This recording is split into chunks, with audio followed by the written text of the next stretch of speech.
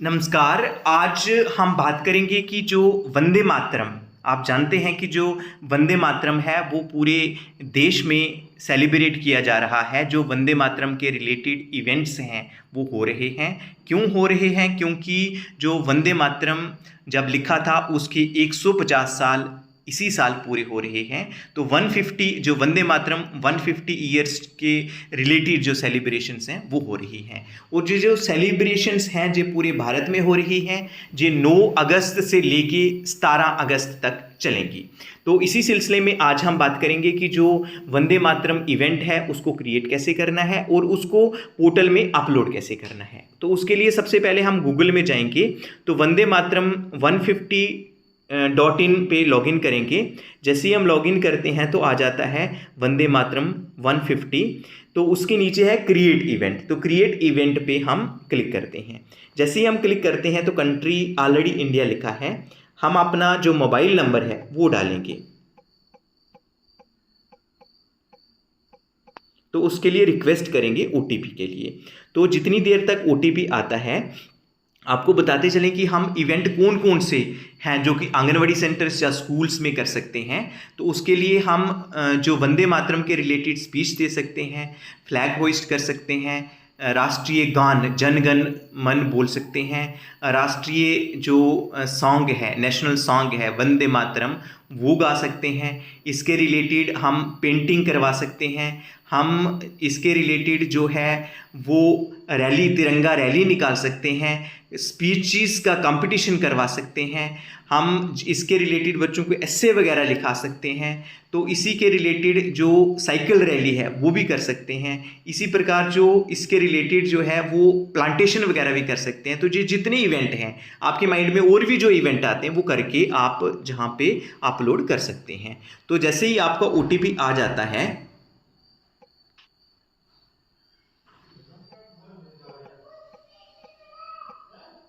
तो आपने submit OTP करना है। जैसे आप सबमिट करते हैं तो जहाँ पे न्यू जो पेज है वो खुल जाता है। तो जहाँ पे प्लस क्रिएट इवेंट लिखा है यहाँ हम क्लिक करेंगे और जहाँ पे आ जाता है इवेंट डिटेल्स। आप रूरल के हैं या अर्बन के, तो उसके बाद फुल नेम आपने अपना लिखना है। जहाँ पे मिनिस्ट्री ऑलरेडी टाइप है, क्योंकि हम मिनिस्ट्री से बिलोंग करते हैं तो हमने हमारी मिनिस्ट्री कौन सी है। अगर आप आईसीडीएस हैं, अगर आप मिशन पोषण से बिलोंग करते हैं तो हमारा ministry of women and child development है। तो डिपार्टमेंट हमारा कौन सा है, जो पोषण आईसीडीएस है। इसी प्रकार अगर आपका एजुकेशन डिपार्टमेंट है तो आप अपना एजुकेशन डिपार्टमेंट लिखेंगे। जहाँ दूसरा कोई डिपार्टमेंट है आप दूसरा डिपार्टमेंट लिखेंगे। तो उसके बाद सेलेक्ट स्टेट, स्टेट हमारी जम्मू कश्मीर है। डिस्ट्रिक्ट जो जिस डिस्ट्रिक्ट से आप बिलोंग करते हैं उस डिस्ट्रिक्ट को आप सिलेक्ट करेंगे। और उसके बाद जो ब्लॉक है ये सीडी ब्लॉक है। सीडी ब्लॉक का मतलब होता है कि जो कम्युनिटी डेवलपमेंट जो वीडियो ब्लॉक है वो है, तो हम जहाँ पे वो क्लिक कर देंगे। उसके बाद कौन सी पंचायत है उसको क्लिक कर देंगे और कौन से विलेज में इवेंट हो रहा है उसको क्लिक करेंगे।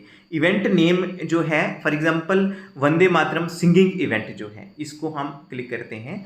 अगर आप कोई भी इवेंट कर रहे हैं तो उस इवेंट का आपने नाम लिख देना है।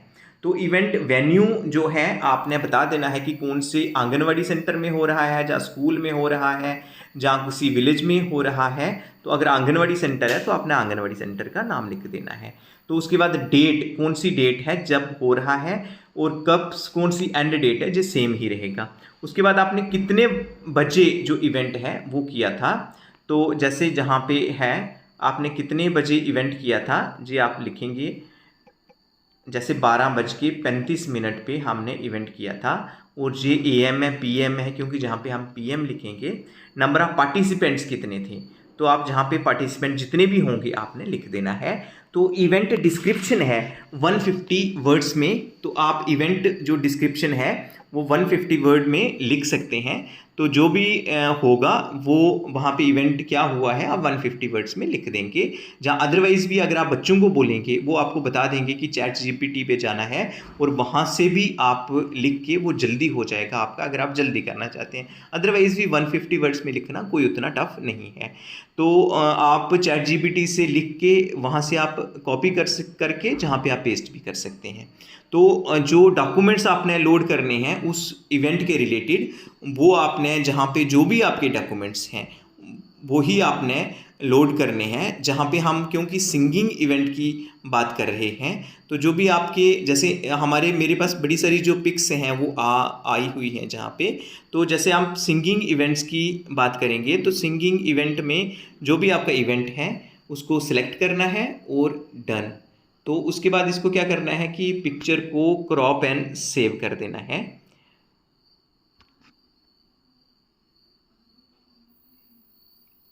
हाँ, तो आप एटलीस्ट एटलीस्ट 1 पिक्चर आप अपलोड करेंगे और मैक्सिमम आप 5 पिक्स इस इवेंट के रिलेटेड जहाँ अपलोड कर सकते हैं। 12 अपलोड पिक पे जाएंगे और हो जाएगा। उसके बाद हम कंसेंट देंगे यहाँ पे और अपलोड इवेंट पे क्लिक करेंगे, तो हमारा इवेंट क्रिएटेड सक्सेसफुली। एक बात का हम सभी ध्यान रखेंगे कि जब जो नेशनल फ्लैग होइस्ट करना है, जहाँ सेल्फी विद तिरंगा है, उसके लिए क्योंकि जो ये राष्ट्रीय जो सिंबल्स हैं, जो नेशनल सिंबल्स हैं, इनकी रिस्पेक्ट करना ये हमारी फंडामेंटल ड्यूटी है। तो इसमें जहाँ पे ध्यान देने योग्य बातें हैं कि राष्ट्रीय ध्वज को टेबल कवर की तरह उपयोग नहीं किया जा सकता। आप कहें कि हम टेबल पे रखेंगे, उसके पीछे खड़े होके जो इवेंट क्रिएट करेंगे वो आप नहीं कर सकते हैं। The national flag can not be used as a part of clothing such as costume, uniform, napkins etcetera. तो उसके बाद फ्लैग कोड के नियमानुसार राष्ट्रीय ध्वज पर किसी प्रकार का कोई अक्षर, शब्द, वाक्य या स्लोगन नहीं लिख सकते हैं। जो राष्ट्रीय ध्वज है, जो नेशनल जो हमारा फ्लैग है, उस पर कोई भी शब्द नहीं लिखना है, वो जैसे है आपने वैसे ही रखना है। और उसके बाद जो हम देखते हैं कि नेशनल फ्लैग आज हमारे पास कई पिक्स भी आई थी, तो वहाँ पे आंगनवाड़ी वर्कर्स ने, जहाँ कुछ ऐसे स्टेक होल्डर्स हैं, उन्होंने क्या किया था कि जो नेशनल फ्लैग है, जैसे हम खड़े हैं, फ्लैग को हमने नीचे रखा हुआ है, तो वैसे हम नहीं, नीचे की ओर पकड़ के नहीं रखना है, फ्लैग ऊपर की ओर पकड़ के रखना है, क्योंकि वो जो नेशनल सिंबल है और उसकी रिस्पेक्ट करना वो हमारे ऊपर ही होना चाहिए। तो जैसे कईयों ने क्या किया था कि घुटनों के सामने रखा हुआ था और ऐसे खड़े हैं, तो ऐसे हमने नहीं करना है। नेशनल फ्लैग को ऊपर, जैसे आप अगर खड़े हैं, आपने हाथों से पकड़ रखा है, तो ऊपर की ओर पकड़ना है। अदरवाइज आप फ्लैग को होइस्ट करके सामने खड़े होके वो आप पिक ले सकते हैं, तिरंगा फिरा के आप पिक ले सकते हैं।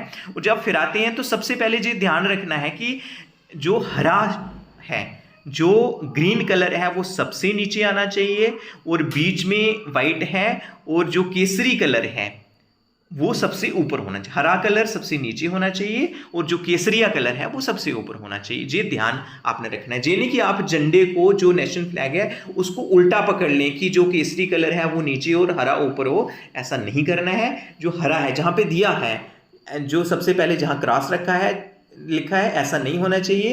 करेक्ट वे क्या है कि जो ग्रीन कलर है, जो हरा कलर है वो नीचे होना चाहिए, और जो केसरी कलर है वो सबसे ऊपर होना चाहिए। तो इन चीज़ों का आपने ध्यान रखते हुए अपने स्कूल्स में, अपने आंगनवाड़ी सेंटर्स में, अपनी कम्युनिटीज़ में, अपने डिपार्टमेंट्स में जितने इवेंट्स हैं इनको क्रिएट करना है, और कम्युनिटी को भी अवेयर करना है, अपने रिश्तेदारों को अवेयर करना है कि जो इवेंट क्रिएट करके आप जहाँ पोर्टल पे अपलोड कर सकते हैं। तो आज के लिए इतना ही था। धन्यवाद।